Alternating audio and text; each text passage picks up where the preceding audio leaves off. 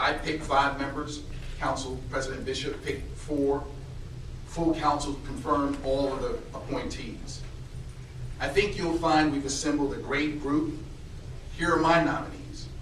I'll start with Melanie Bishop, someone our council president knows quite well.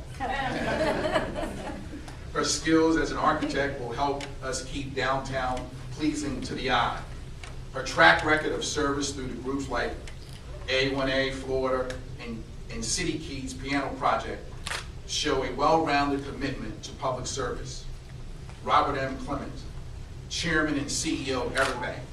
That's a business leading, charging, and changing the way we view downtown by relocating over 1,500 employees downtown, with 200 expected to come. His experience in finance also will steer DIA priorities on a sustainable path. Kay Harper is an attorney who's active in Jacksonville Urban League, and she lives downtown. We want to see more people like her living in our great city downtown. Donald Harris is the general manager of the Wyndham Jacksonville Riverwalk Hotel, meaning he's already directly responsible for 320 guest rooms and a 30,000 square foot conference center on the South Bank. Paul Perez is a former U.S. attorney. He now works as Chief Compliance Officer for Fidelity National Financial. He also served on my transition team and helped create a roadmap for best practices in economic development by serving on my compliance task force early this year. I want to thank everyone for their commitment to this city. I know we're going to do great work and accomplish great things to build Jacksonville's brand. I'm confident we're going to create the most competitive atmosphere possible. Now I'll turn it over to Councilman Bishop to tell us about his selection for the DIA board.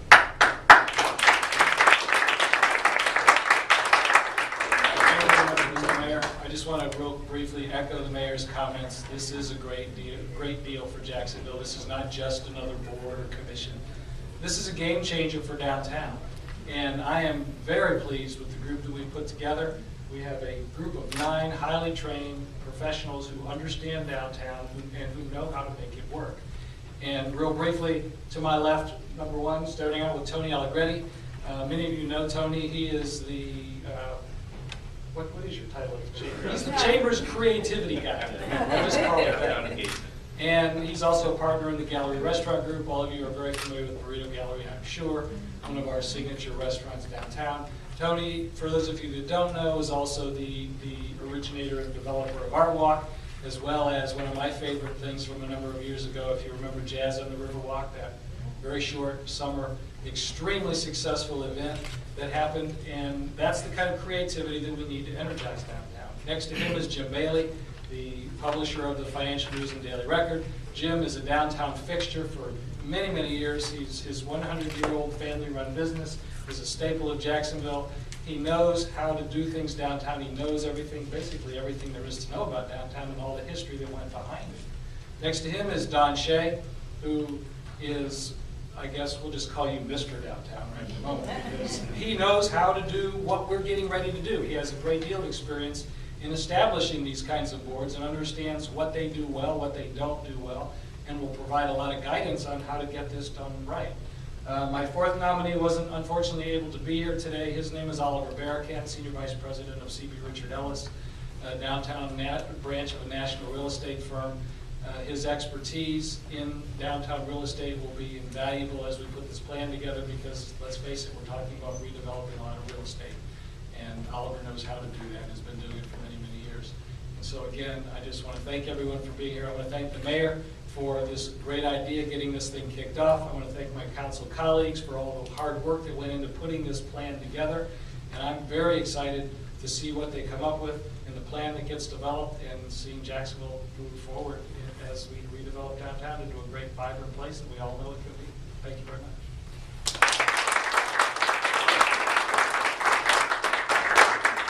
With that, we'll take a few questions. When's the first board meeting? Well, first, they got to get confirmed. Got to go through the process, Right. so hopefully confirmation will take place, and then they'll be up and running. How often are they going to meet? Are we talking once every month, once every Well, quarter? I think in the beginning they'll probably meet a lot. until they get squared away. They'll set their agenda, they'll set their rules and guidelines on how they want to be governed. When do you expect council to confirm them? Would I consider confirming? Well, I'll take that. Legislation for the appointment of all of them will be introduced at the next council meeting, which is a week from tomorrow. No, it's not. Yeah. A week from Tuesday. And so then it'll go through the normal process, and I would expect 30 days after that, we'll get them all. That's my hope, that's my plan to do that. Mayor, is there a timeline for them to hire executive director and set up the proposal they want to do, to set up just what exactly that they're going to do? sure, I think the key is first getting them confirm, and once they do that, the process will be moving, you know, finding a president and CEO of Downtown Investment Authority, and staffing it up and moving forward. I mean, we're not wasting any time. We want to hit the ground running right now. That's why we got it signed, you know, announce the board, get them confirmed, just going through the process. What project would you like them to tackle first?